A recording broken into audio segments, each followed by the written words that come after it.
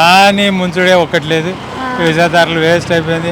వ్యవసాయదారులు ఎందుకు వేసినా అంటే ఏదో ఇక ఆశపడ్డారు, ఎకరాన 15,000 ఇస్తారని ఆశపడ్డారు. అంటే రైతు బంధు, రైతు రుణమాఫీ, రైతు బీమా, ఇలాంటివన్నీ ఇస్తున్నాడు కదా పథకాలు. ఎక్కడిచ్చిండమ్మా, ఎక్కడిచ్చిండు చెప్పు. ఓకే, అంటే బీసీల రిజర్వేషన్స్ కూడా ఇప్పుడు 7th నుంచి దీక్ష అనేది స్టార్ట్ చేస్తున్నారు కదా, మరి అన్ని పార్టీలు కలిసి చేస్తాయంటారా, విడివిడిగా చేస్తారా ధర్నా? కేసీఆర్ కూడా వేయండి కదా దాని కూడా అని. ఇప్పుడు కాళేశ్వరంలో మేము మొన్న వెళ్ళాం, కాళేశ్వరం అది అనవసరం. పంపులు ఆన్ చేసుకున్న వచ్చాడు నీళ్ళు వచ్చి అంత తెలంగాణ మొత్తం బీడు భూములు వ్యవసాయానికి మంచిగా ఉపయోగపడేది. అటువంటి నీళ్ళు అంటే కాళేశ్వరం ప్రాజెక్ట్ అన్నారు కదా, సో కాళేశ్వరం ప్రాజెక్ట్ విషయానికి వస్తే ఇప్పటి వరకు చూసుకుంటే కూలిపోయింది. కట్టి ఎక్కడ కూలిందా అమ్మా?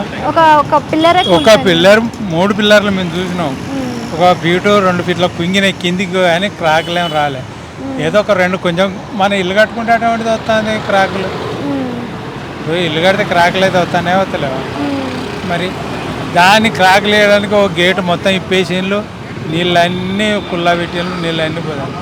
నీళ్ళు అట్లా పోయినా చేయకుండా మంచి పంపులు ఆన్ చేసుకున్న నీళ్ళు అయితే మనకు వచ్చు కదా, అవి కూడా ఆన్ చేస్తుంది.